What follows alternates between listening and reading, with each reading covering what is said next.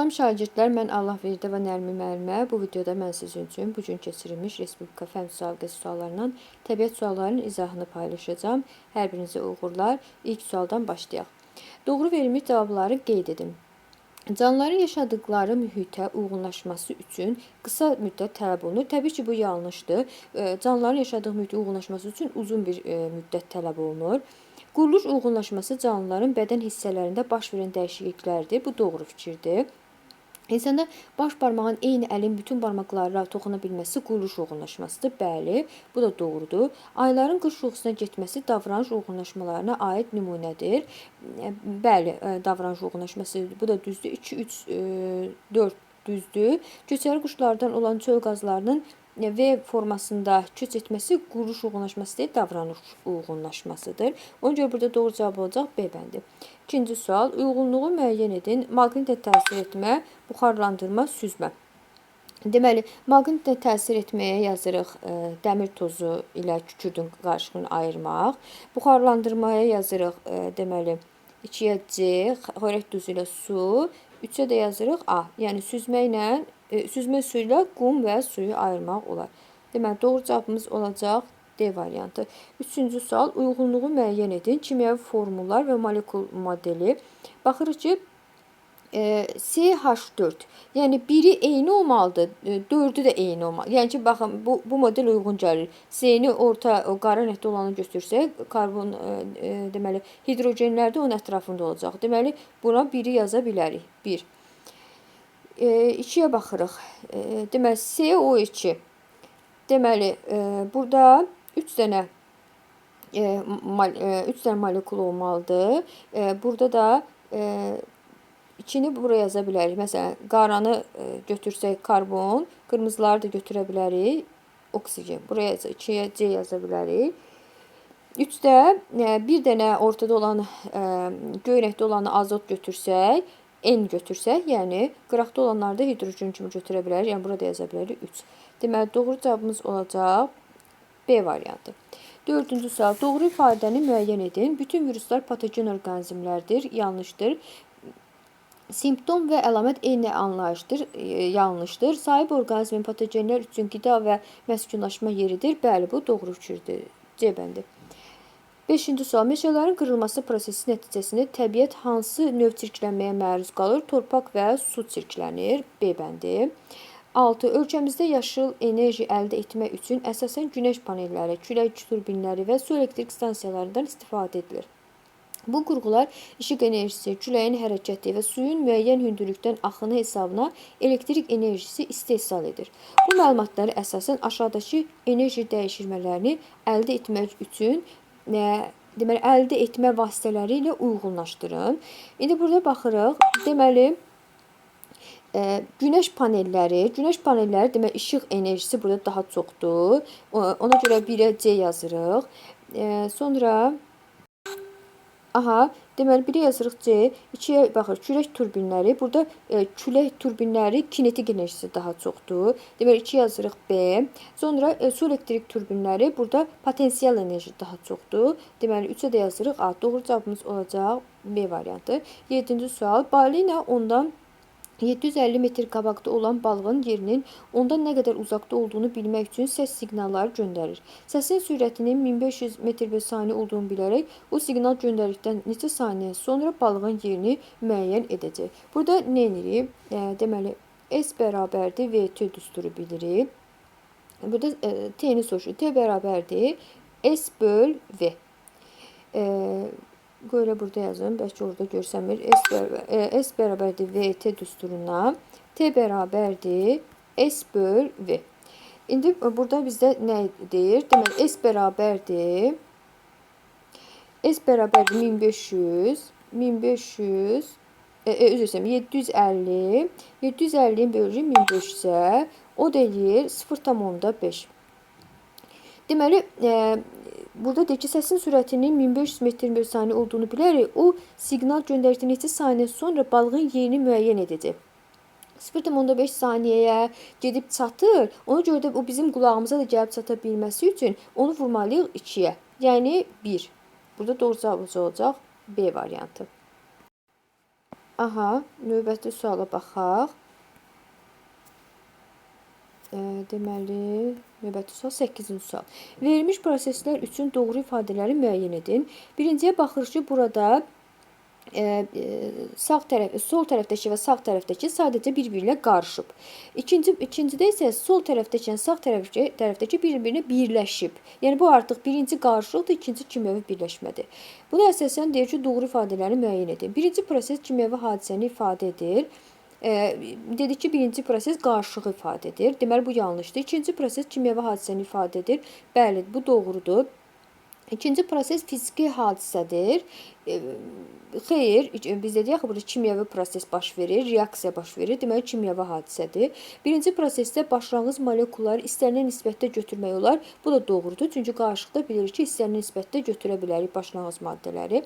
İkinci prosesdə başlanğıc maddələr öz xassələrini itirir. Bəli, bu doğrudur. Çünki kimyəvi proses zamanı başlanğıc maddələr öz xassələrini itirir. Çünki yeni bir maddə əmələ gəlir. Bu da doğrudur. Hər iki proses zamanı yeni maddə əmələ gəlir. Bu yanlışdır. Deməli, burada doğru cavabımız olacaq 2, 4, 5, D bəndi. 9. Şüşədən hazırlanan stəkanın istilik keçiriciliyi nisbətən zəif olur. Soyuq stəkana isti qaynar su süzdükdə o çatlayır. Bunun əsas səbəbi nədir? İsti su stəkanın kütləsini artırır və onu zəiflədir. Ağırlığın artması onu çatladır. Stəkanın istilik keçiriciliyi zəif olduğundan daxili səthi tez, xarici səthi isə gec genişlənir. Bu fərq stəkanın çatlamasına səbəb olur. İsti su stəkanın kimyəvi tərkibini dəyişir və onu kövrək edir. Nəticədə stəkan çatlayır.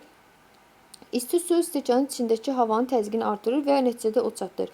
Mən burada B bəndi götürərdim.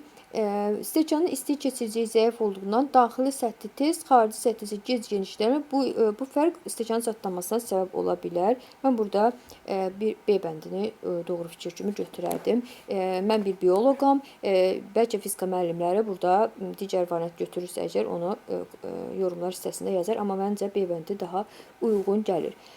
10-cu sual. Məktəblər qan dövranı ilə əlaqədar şəkildə təsvir olunmuş modeli düzəldirlər. Əvvəlcə birinci qabla ikinci qab arasındakı boru sıxılır. Sonra isə birinci qab sıxılır. Bu zaman birinci qabdakı maye üçüncü qaba dolur. Yəni birinci qabla ikinci qabın arasında olan borunu sıxırlar ki, ikinci qaba dolmasın. O zaman üçüncü qaba dolur. Birinci qabla ikinci qab arasındakı borunu sıxmaqla mayenin ikinci qab istiqamətində hərəkətinin qarşısı alınır və maye bir istiqamətdə hərəkət edir. Bu tip mexanizm insan orqanizmi hansı damarlar üçün xarakterikdir? Biz bilirik ki, damarlar belə deyək də, damarlarda qapaqların olması vena damarlarında qapaqlar olur. Burada desəydik ki, məsələn, ürəyin hansı hissəsindən, belə deyək də, biri, əgər biz ürək kimi burada təsəvvür eləsəydik, o zaman mən bunu arteriya damarı kimi düşünərdim ki, yəni ürəyin, belə deyək də, ürəkdən arteriya damarları çıxır. Tutaq ki, 1 ilə 2-nin arasındakı olan damarı sıxırlar ki, üçüncüyə keçsin. Amma bilirik ki, qapaqlar vena damarlarında olur. Ona görə də burada doğru cavabımız olacaq D bəndi olaraq düşünürəm. 11-ci sual. Diaqramda diafraqma haqqında verilən fikirlərdən hansı yanlışdır? Diafraqma yalnız məməlilərdə rast gəlinir. Biz bilirik ki, diafraqma quşlarda da var, amma əzələli diafraqma yalnız məməlilərdə var. Ona görə bu fikir yanlışdır. Diafraqma əzələli orqandır. Bu doğrudur. Ona görə məsələn A ilə B-də 2 var deyə 2-ni çıxırıq. Diafraqma qan dövranında iştirak edir. Diafraqma qan dövranında iştirak edir deyəndə, yəni ki, belə deyək, qan hərəkət etdiyi zaman diafraqmanı dəlib keçir. Ona görə də bunu düzgün fikir kimi götürə bilərik əslində. Amma belə xüsusi bir iştirakı yoxdur, amma diafraqmanı dəlib keçir. Diafraqmadan yuxarıda qaraciyər, ağciyər və ürək yerləşir. Bu yanlış fikirdir.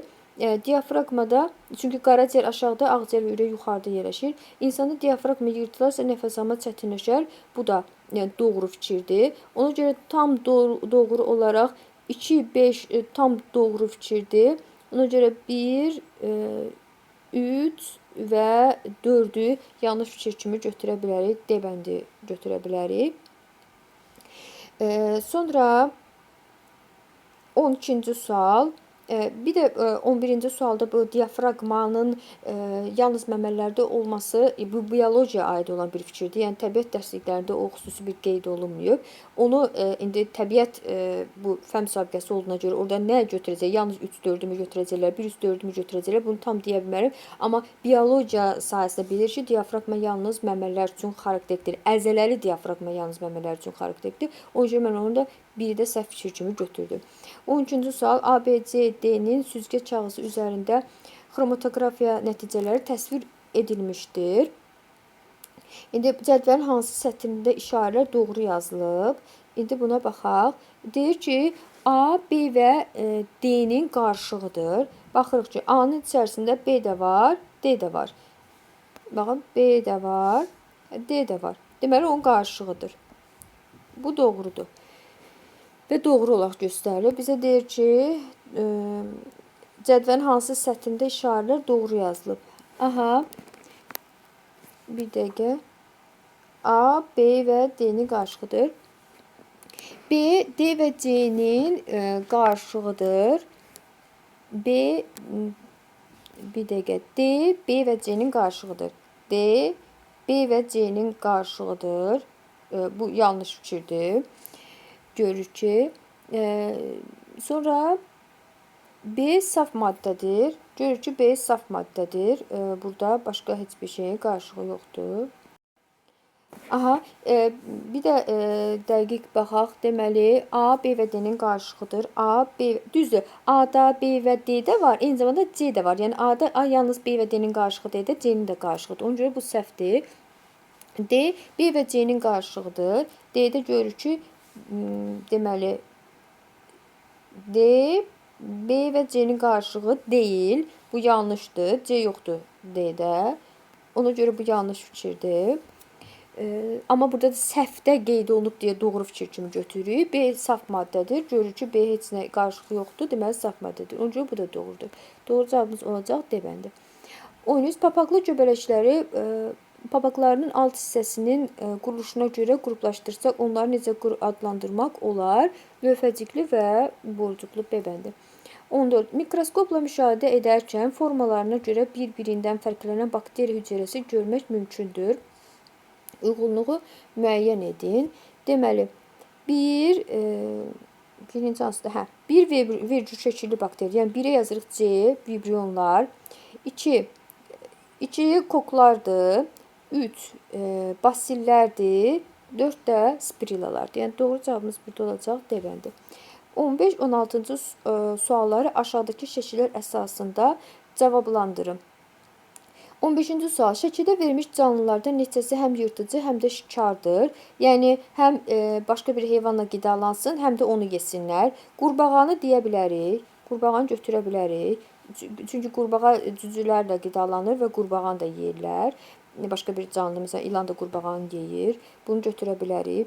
Dovşan yalnız bitki ilə qidalanır. Kəpənək bitki ilə qidalanır. Deməli, irbiz bitki ilə qidalanır. Bu da bitki ilə qidalanır. Digərlərini götürə bilərik. Deməli, burada olacaq 3 dənə. 16. Doğru cavabı müəyyən edin.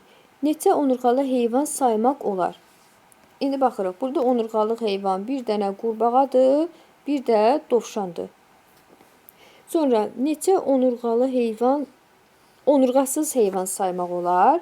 Onurğasız heyvanlar da digərləridir. 1, 2, 3, 4, 5. Deməli, 5 dənə də onurğasız heyvan saymaq olur. Onurğalıları neçə fərqli qruplaşdırmaq olar? Onurğalıları, deməli, qurbağa suda qurda yaşayandır. Dovşan da məməlilərə aiddir. Demək, 2 qrupda qruplaşdırmaq olar. Onurğasızlar neçə qrupda qruplaşdırmaq olar?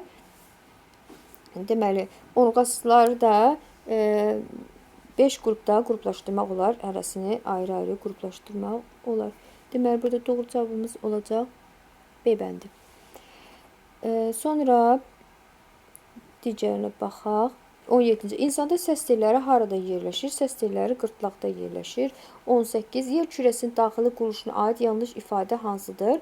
Yer kürəsi, yer qabığı, mantia və nüvə qatlarından ibarətdir. Doğrudur. Litosfer tavaları müxtəlif istiqamətlərdə hərəkət edir. Doğrudur. Daxili təbəqələrdən ən az qalınlığa malik olan qat mantiyadır. Bu yanlış fikirdir. C bəndi. 19. Kaliforniyadakı bir məntəqəyə aid verilmiş qrafika əsasən aşağıdakı düzgün bəndi seçin.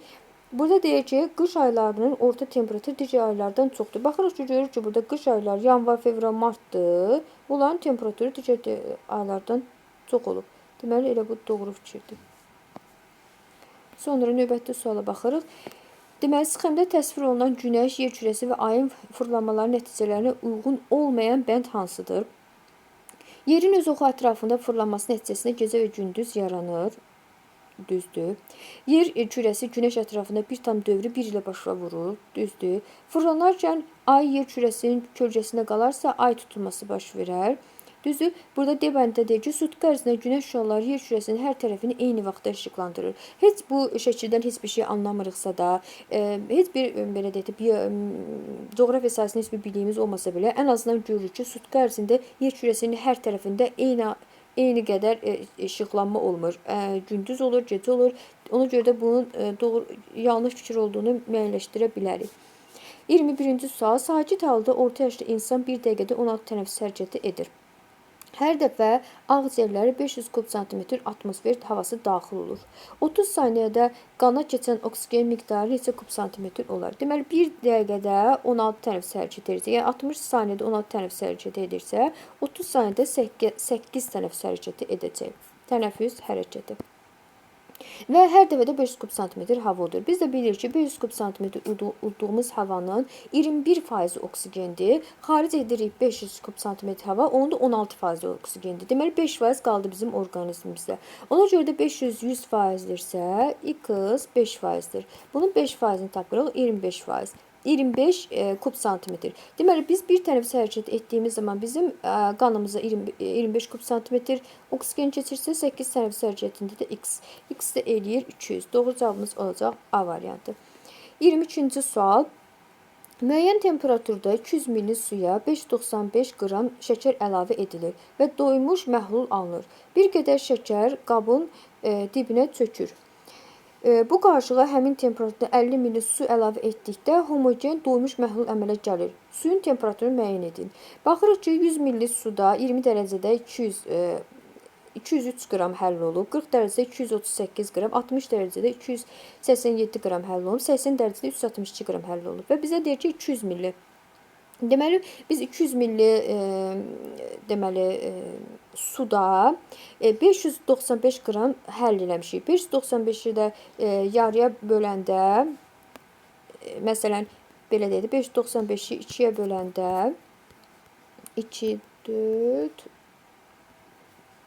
9, deməli, təxminən 297 qram eləyir. Bu da deyir ki, 200 ml suda 595 qram həll eləyiblər, həll olub, sadəcə biraz dibinə çöküb. Deməli, bu 60 dərəcə olub ki, 287 qrama həll olub, 297 qram imiş, 287 qrama həll olub, 10 qramı qalıb. Sonra bir qədər də qabın içinə su tökəndən sonra həll olub. Demək ki, bu elə 60 dərəcə temperaturmuş. Ona görə burada olacaq C bəndi. 23. Azərbaycan, deməli, COP29 Kaliforniya konferansından sonra yaşıl enerji istehsalını daha da artırmağı hədəfləyir. Ölkəmizdəki yaşıl enerji ehtiyatlarından biri də külək enerjisidir. Külək enerjisindən istilik illik mütəmadi və səmərəli enerji əldə edilməsi üçün küləyin kifayət qədər sürətli və sabit olması vacibdir. Verilmiş qrafiklərdə hər bir il ərzində 4 müxtəlif ərazidə küləyin orta sürətləri təsvir olunmuşdur. Qrafiklər əsasən hansı ölkədə külək elektrik stansiyası inşa etmək daha səmərəlidir? Bax, bizə bir cümlə deyir, küləyin kifayət qədər sürətli və sabit olması önəmlidir. Baxırıq ki, burada sabit deyil. Ya çoxdur, ya azdır. Burada da sabit deyil, burada da sabit deyil. Amma C variantında təxminən sabitdir. Çoxdur və sabitdir. Deməli, burada biz külək elektrik stansiyası yaratsaq bizim üçün əlverişli olar. 24-cü sual. M kütləli cisim maylı taxtda səth boyunca aşağı doğru sürüşür. Ona təsir edən sürtünmə və ağırlıq qüvvələri hansı variantda düzgün təsvir olunmuşdur? Əgər aşağı doğru sürüşürsə, biz bilirik ki, sürtünmə qüvvəsi hərəkətin əksinə yönəlir, ağırlıq qüvvəsi də mərkəzə doğru yönəlir. Deməli, doğru cavabımız olacaq A variantı. 25-ci sual. Cədvəldə Yaponiya və Haitidə baş vermiş təbii fəlakətin statistikası verilmişdir. Cədvəldəki məlumatlara əsasən aşağıdakı düzgün bənd hansıdır? Baxırıq ki, zəlzələ saatları fərqlidir. Zəlzələ ocağı Yaponiyada çoxdur. Amma Haitidə biraz azdır. Zəlzələnin gücü hər ikisində eynidir, amma ölənlərin sayında fərq var. İndi deyir ki, düzgün bənd hansıdır? Kobe şəhərində zəlzələnin gecə baş verməsi ölənlərin sayını digər şəhərə görə artırmışdır. Görür ki, Kobe şəhərində gecə baş verib, Haitidə deməli, Port-au-Prince'də gündüz vaxtı baş verib, amma ölənlərin sayı Port-au-Prince'də daha çoxdur. Deməli, bu səhv fikirdir. Port-au-Prince şəhərində zəlzələnin gücü Richter şkalasına görə daha çoxdur. Baxırıq ki, hər ikisində zəlzələnin gücü eynidir. Bu da səhvdir. Zəlzələnin təsirlərini aradan qaldırmaq üçün Yaponiya dövləti daha çox vəsait xərcləməlidir. Görür ki, Yaponiyada elə o da çox, belə deyək də, Haitiyə nisbətən Yaponiyada biraz az adam ölüb. Deməli, bu da yanlışdır. Port-au-Prince şəhərində binaların zəlzələyə davamlı olmamasına görə yaralananların sayı daha çox olmuşdur. Görür ki, yaralananların sayı Yaponiyaya nisbətən daha çoxdur. Deməli, doğru cavabımız olacaq D bəndi. İzah bu qədər şagirdlər. Hər birinizə uğurlar. Sağ olun.